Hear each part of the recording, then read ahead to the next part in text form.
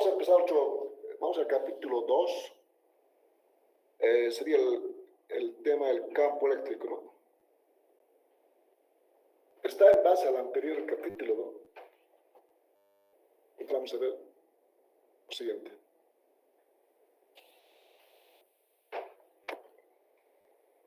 Bueno, para recordar, a ver un momento. Vamos a colocar.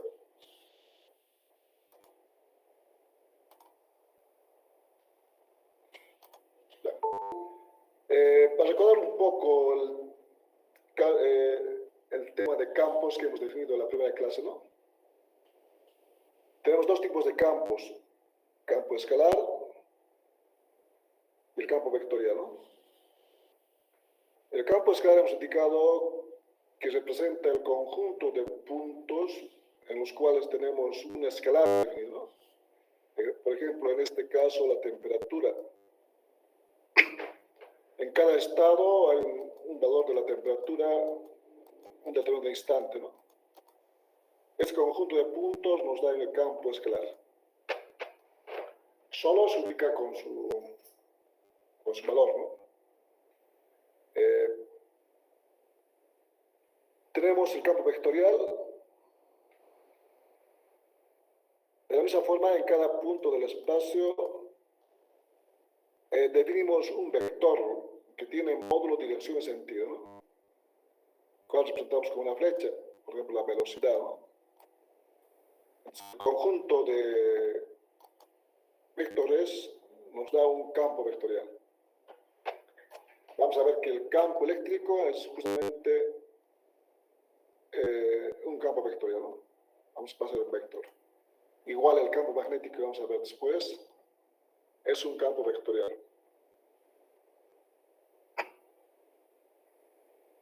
Para comparar de dónde sale el campo eléctrico, tomamos en cuenta el campo gravitacional, o sea, que conocemos, ¿no? Sabemos muy bien que la Tierra atrae a todos los objetos que están en su superficie con cierta aceleración de la gravedad, ¿no? Entonces, en cada punto del espacio, o sea, en cada punto, bueno, está presente la aceleración de la gravedad, o sea, apuntando hacia el centro de la Tierra, ¿no? Con un valor G constante sobre el nivel del mar, con 981 metros segundo cuadrado. No se puede observar, pero está presente, ¿no? Apunta de esa forma. Es el campo gravitacional. Entonces, ¿cómo se experimenta o cómo se puede observar? Solamente cuando agarramos un objeto con cierta masa y soltamos, ¿no? Entonces va a aparecer una fuerza que lo va a atraer hacia la Tierra. Entonces, el objeto cae, ¿no? Es atraído hacia el centro de la Tierra. Esa fuerza gravitacional es su peso, ¿no? Con la cual cae. Entonces, tiene que haber un campo tiene que haber un cuerpo con cierta masa de prueba, ¿no? Pasa lo mismo en el caso de del campo eléctrico.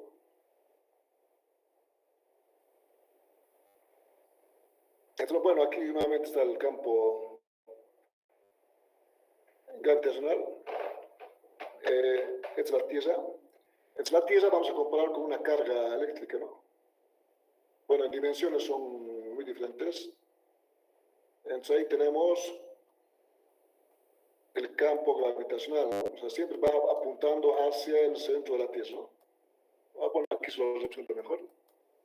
Esta fuerza gravitacional es atractiva, o sea, va hacia ella, ¿no? Ahora, si colocamos un objeto, hemos dicho un objeto, esta es atraída hacia el centro de la Tierra. Entonces, aparece la fuerza gravitacional y va dirigido al centro de la Tierra, ¿no? Una fuerza de atracción. El cálculo de la fuerza gravitacional es el producto de las masas aquí no sé,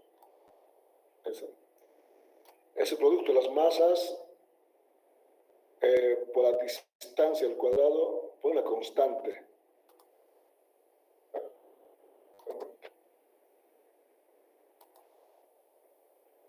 O sea, borrado. Es el producto de las masas sobre la distancia al cuadrado, ¿no? Por una constante, pero bueno, se coloca el signo por, en este caso, la atracción, ¿no? O sea, está respecto a la dirección radial, entonces, dirección radial significa hacia afuera positivo, hacia adentro negativo. Bueno, no importa aquí el signo. Entonces pueden ver que la fuerza gravitacional es parecida a la fuerza eléctrica, ¿no? La fuerza eléctrica era el producto de las cargas sobre la distancia al cuadrado, ¿no? Por la constante. Lo que va a cambiar es la constante. Esta es la constante gravitacional, en el otro caso es la constante de proporcionalidad, ¿no?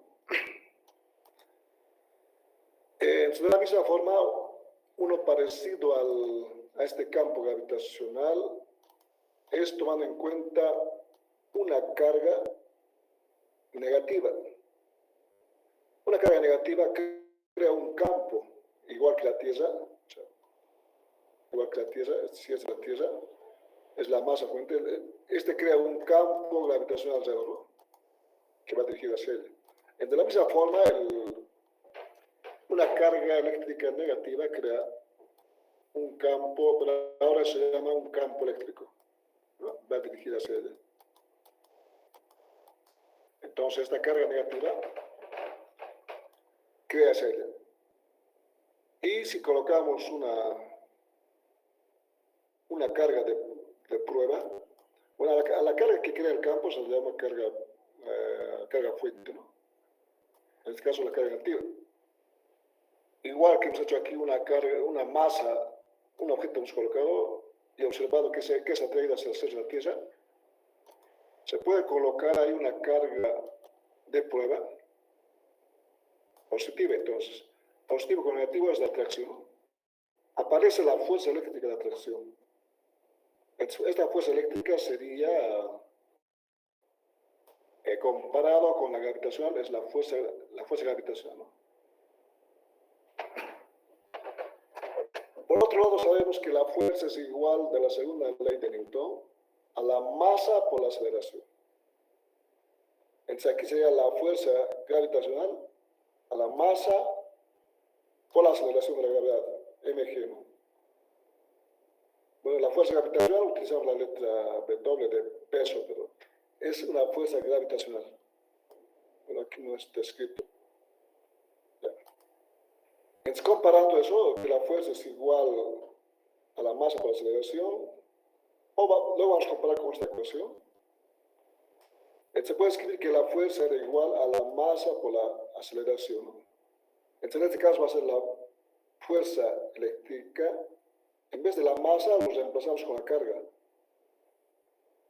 En vez del campo gravitacional, con el campo eléctrico. Entonces, por eso sale que la fuerza eléctrica es igual a la carga por el campo eléctrico, ¿no?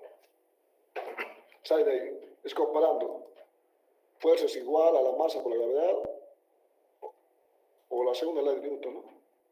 Y por comparación, en vez de masa, la carga. En vez de la aceleración de la gravedad, la fuerza o el campo eléctrico. O simplemente se define un vector tal que la fuerza es igual a la carga por el campo, ¿no? Hay que tomar en cuenta, esta es la carga fuente, ¿no? Bueno, esta es la carga de prueba, ¿no? La carga fuente es la que crea el campo eléctrico. Hay que tomar en cuenta. Aquí la carga negativa crea el campo eléctrico y la carga de prueba es Q minúsculo, ¿no? Las unidades serían, bueno, la carga pasa a dividir, entonces sería Newton sobre Coulomb, ¿no? Es la unidad del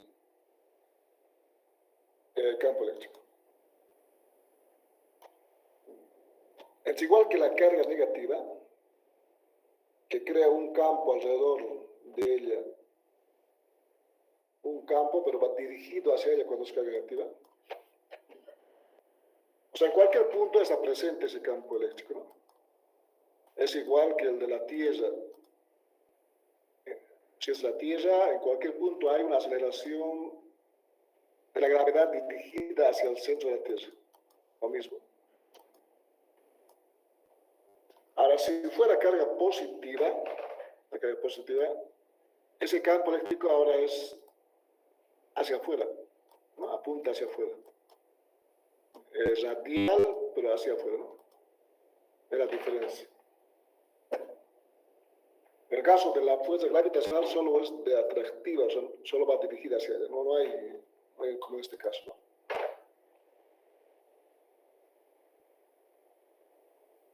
El caso del dipolo eléctrico, que eran dos cargas, una positiva y otra negativa, haciendo la suma de los dos campos, o sea, hay que sumarlo. Por ejemplo, en un punto, bueno, vamos a ver en este otro gráfico. Haciendo la suma de sus campos, porque la positiva crea de esta forma, ¿no? Así. La positiva tiene que ejecutar radial hacia afuera. Y la negativa hacia ella, ¿no? Otro. Haciendo la suma de ambos, se puede trazar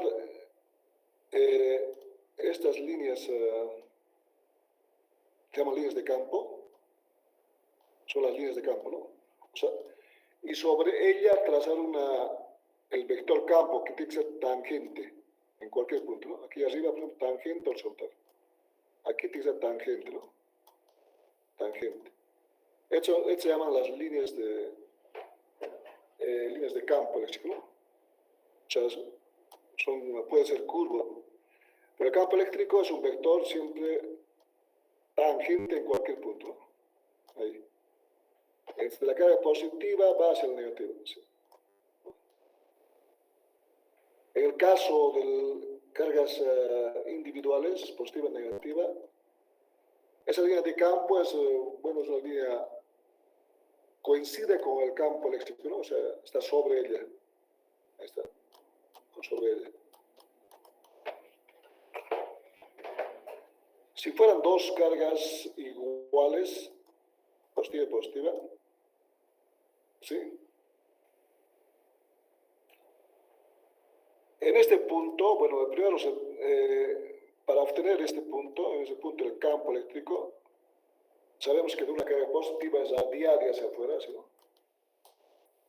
Se traza de cada uno esta línea, este sería el campo eléctrico 1 debido al de abajo. Este otro es el campo eléctrico 2, ¿no? La suma de ambos da este campo, que es tangente a la línea de campo eléctrico, ¿no? Tangente. Entonces, por eso ya podemos dibujar estas líneas de campo y luego trazar tangentes directamente. Tangentes, ¿no?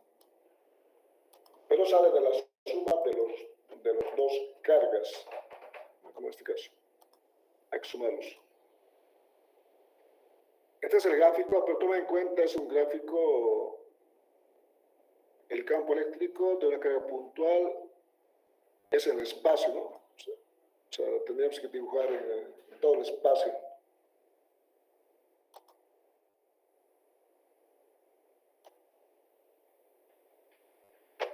Para obtener la fórmula del campo eléctrico, partimos de la fuerza eléctrica que hemos definido. Hemos dicho que la fuerza eléctrica es igual al producto de las cargas sobre la distancia del cuadrado, por la constante. Entonces, aquí tenemos las dos cargas. Esta va a ser la carga de prueba, Q minúscula, y la carga fuerte, ¿no? Entonces, esta otra parte habría que olvidarse. Entonces, sobre la carga de prueba actúa esta fuerza eléctrica, producto de las cargas por la distancia, ¿no? Entonces, y por la definición que hemos hecho, la fuerza eléctrica es igual a la carga por el campo. Solo hay que quitarle la carga de prueba, ¿no? Esta carga de prueba la quitamos y quedaría el resto sería el campo eléctrico, ¿no? Si estamos aquí en el gráfico, quitamos esta carga de prueba. Esta carga de prueba lo quito. Ya no está la carga de prueba, ya no hay fuerza, ¿no? Al quitar la carga de prueba, ya no hay la fuerza, pero sí está presente el campo eléctrico que ha creado esta carga fuente. Igual que la Tierra, ¿no? Crea un campo gravitacional, no se observa, pero está presente. Es igual. Cuando colocamos la carga de prueba, esta carga Q minúscula, en el mismo punto, aparece recién la fuerza eléctrica, ¿no? Aparece la fuerza eléctrica. Entonces,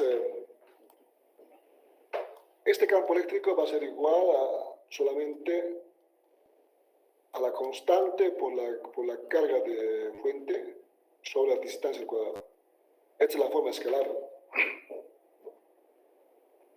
Pero toma en cuenta, solo hemos quitado de la ecuación de la fuerza eléctrica esta carga de prueba, Q minúscula. Para la forma vectorial vamos a hacer lo mismo. Ahí teníamos la fuerza eléctrica entre dos cargas, ¿no? Q1 y Q era la carga de prueba. Entonces, hemos quitado igual la carga de prueba, pero va a estar presente el campo eléctrico, que va a ser el resto, ¿no? Sin la carga. Bueno, por la definición que hemos hecho, que la fuerza eléctrica es igual a la carga de prueba por el campo eléctrico, entonces, o comparando también pueden ser directamente, comparando, ¿no? Q es Q, entonces el resto sería campo eléctrico. No sale ahí. Entonces, el campo eléctrico en forma vectorial sería en este caso la forma de escribir. Es igual, hay que ubicar cada vector, primero la carga o al punto donde queremos calcular el campo eléctrico, ¿no? Punto P. Con el vector posición y con los vectores R1 a la carga fuente, ¿no? Q1 con R1. Luego restamos también la distancia al punto P, es R menos R1, módulo. Esa distancia se calcula y se le va al cuadrado, ¿no? O en este caso, como está en forma vectorial es al cubo, ¿no? En forma escalar es el cuadrado. El cuadrado, porque este valor nos da solamente el módulo también. O sea, este módulo, ¿no? El tamaño del vector. El vector mismo con la forma vectorial. Lo podemos calcular. Como pueden ver es lo mismo para hacer el cálculo del campo eléctrico.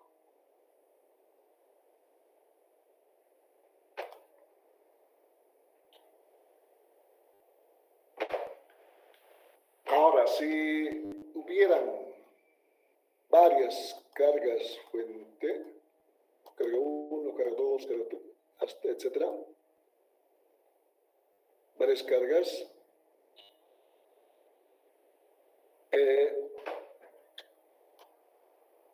Cada una de ellas crea un campo eléctrico, ¿no?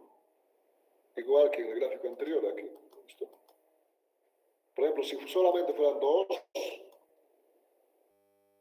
cada uno crea un campo. Este positivo crea un campo en esa dirección radial, el otro campo eléctrico positivo en radial también, ¿no? 1 y 2. 1 y 2, ¿no? Y la suma total en ese punto, el campo eléctrico, es la suma de los dos. Es lo que se hace. Entonces, si son más de dos, lo mismo. Es que cada uno crea un campo, ¿no? En diferentes direcciones. Carga 1, carga 2, carga 3, etc. La carga y enésima, o sea, carga I, también va a crear este campo en esa dirección radial, siempre crea. Radial es la carga, el campo eléctrico de la carga I, ¿no? Eso significa. La distancia entonces, va a ser siempre el punto donde calculamos con el vector R. R apunta donde quiero calcular el campo, ¿no? Y con R I a la posición de la carga I. Bueno, para cada uno hay que hacer lo mismo, ¿no? R1, R2, R3 hay que calcular. Como estamos generalizando para la carga I va a variar de 1, 2, 3 hasta N, ¿no? Entonces podemos hacer lo siguiente. Que el campo eléctrico total en este punto P, debido a las cargas fuente, es igual a la sumatoria del campo eléctrico de cada una de las cargas, ¿no?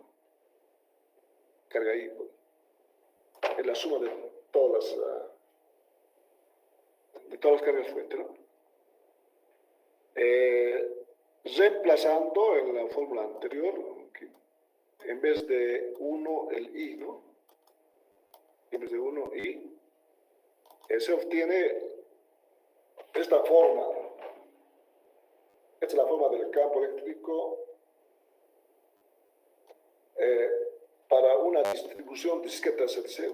Cuando están de esta forma, cuando hay varias cargas, se llama una distribución discreta de cargas. Hay que sumar. Entonces, como pueden ver, la fórmula es parecida al de la fuerza eléctrica, solamente que no está la carga de prueba, ¿no? Hemos quitado. El procedimiento de cálculo es lo mismo. Hay que ubicar cuánto vale cada una de las posiciones, restar con el vector posición del punto P con R menos RI, cada uno. Calcular los módulos por teoría de Pitágoras y elevar al cubo, ¿no? Tendríamos el campo eléctrico.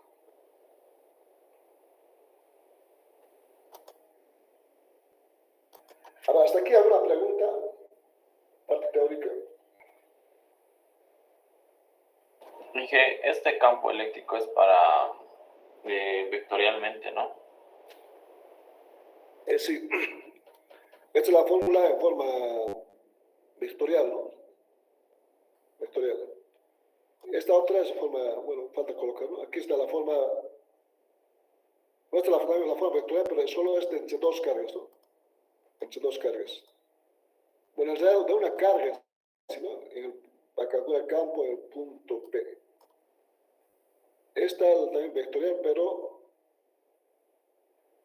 de una distribución discreta de cargas, ¿no? Para calcular el campo eléctrico total en un punto P, ¿no? Y la otra, esta es la forma escalar, ¿no? Como al cuadrado siempre. Forma escalar. Igual calcula el campo, en realidad calcula su módulo en un punto P, ¿no? A la distancia. Pero siempre hay que tomar,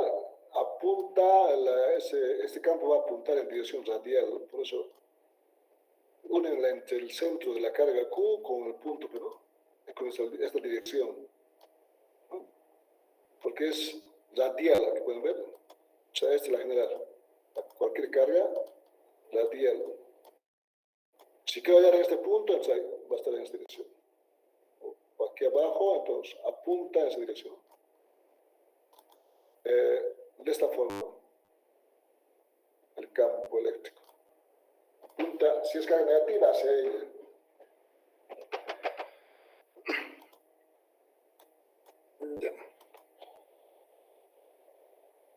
Entonces las fórmulas son las mismas, no solo estamos quitando la carga de prueba.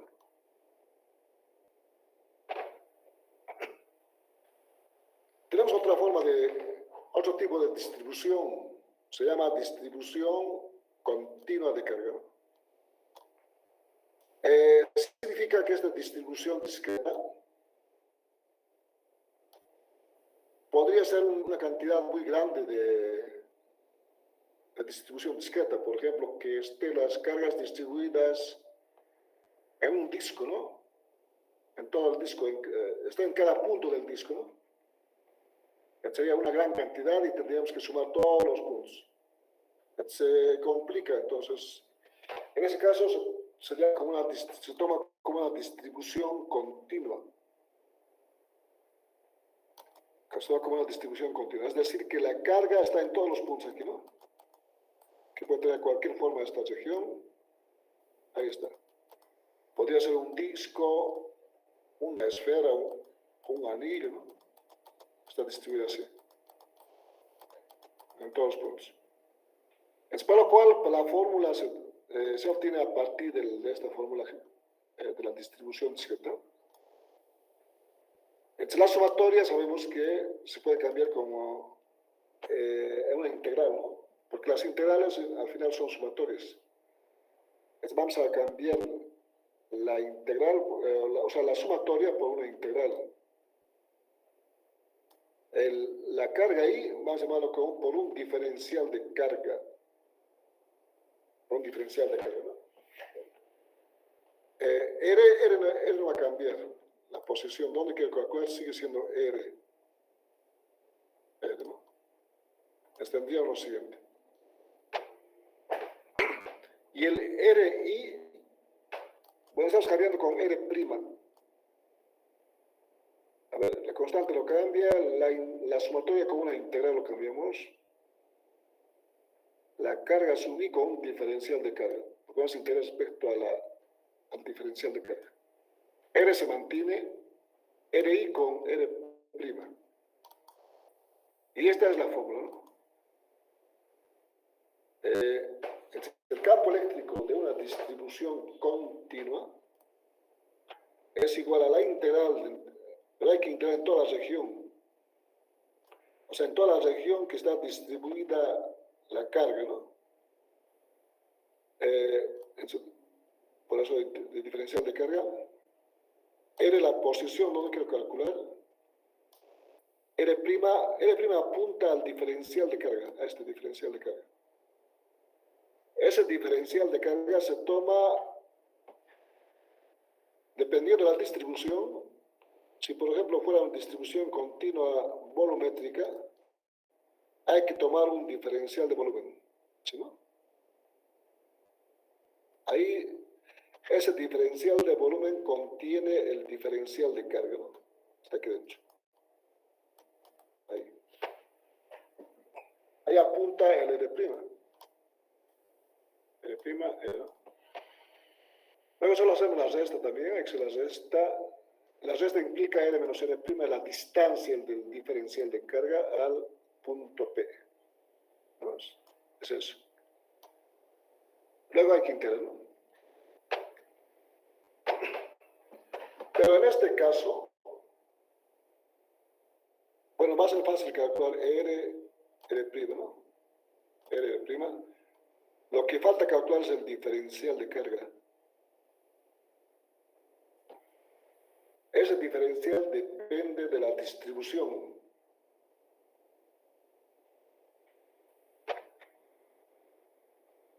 Si por ejemplo si está distribuida en cierto volumen, puede ser en un cubo, un cilindro o una esfera, hay que tomar el diferencial de volumen y sobre ella está un diferencial de carga, ¿no? Ahora aplicamos igual que en el caso de los fluidos, sabemos que la densidad es igual a la masa sobre el volumen, ¿no? La densidad de un fluido es igual a la masa sobre el volumen. En este caso, la densidad de carga volumétrica, con ρ también se llama, densidad de carga volumétrica es igual la carga total sobre el volumen total. Una primera forma, la carga total sobre el volumen total, ¿no? O sea, en vez de la masa, cambiamos con carga, ¿no?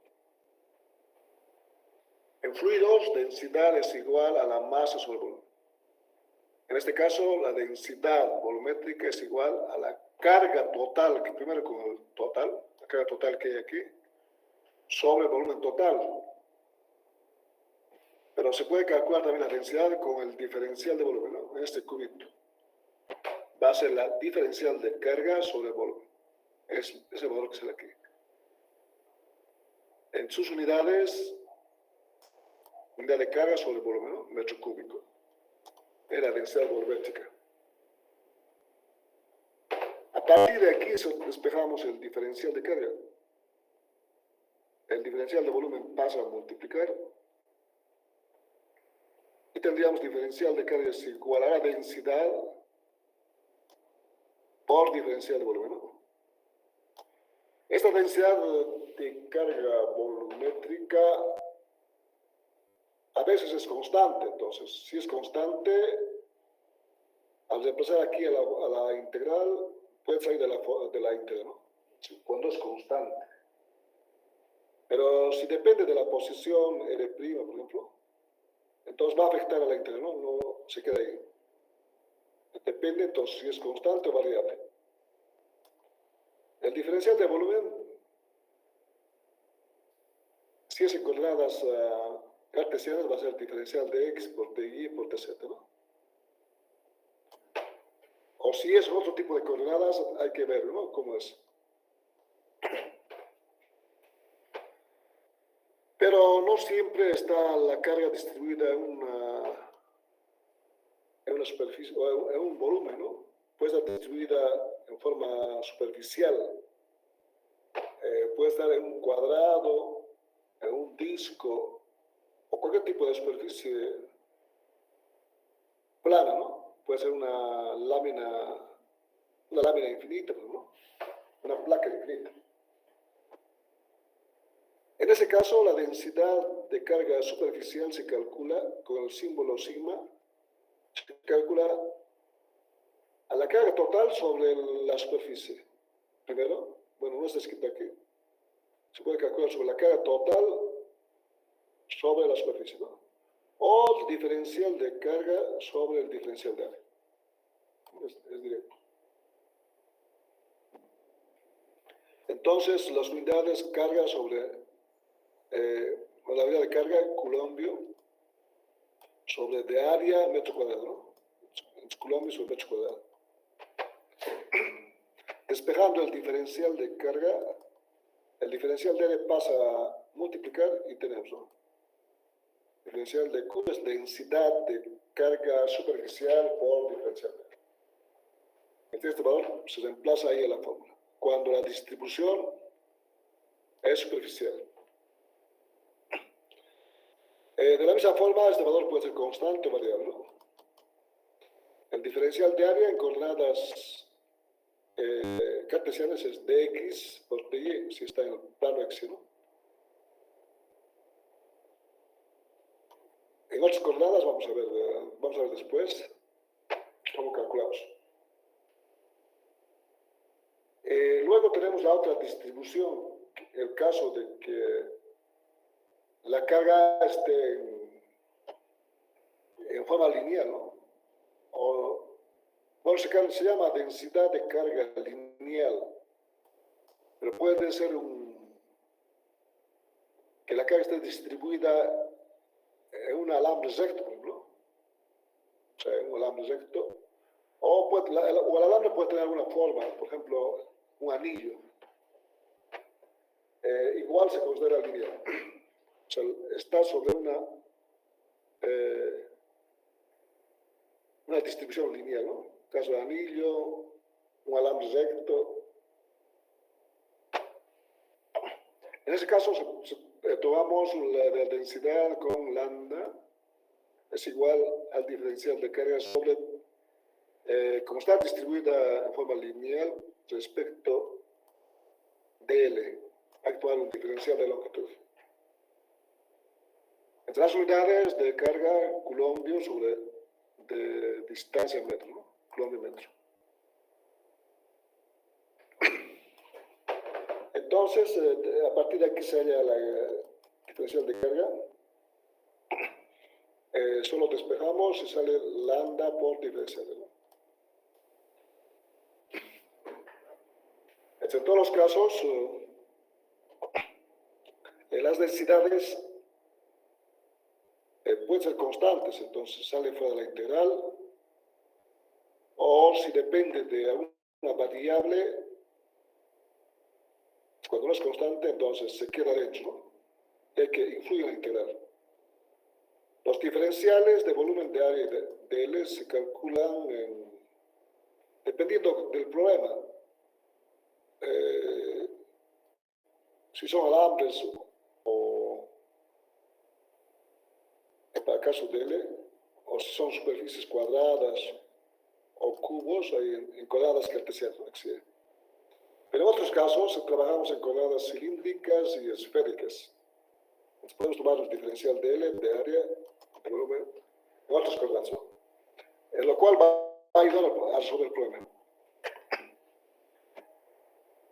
Entonces, esta es la parte teórica, ¿no? ¿Alguna pregunta de la definición del campo eléctrico? ¿Una pregunta? ¿Preguntas? Por mi parte, no, ingeniero. ¿Cómo? Por mi parte, ninguna, ingeniero. ¿No hay preguntas?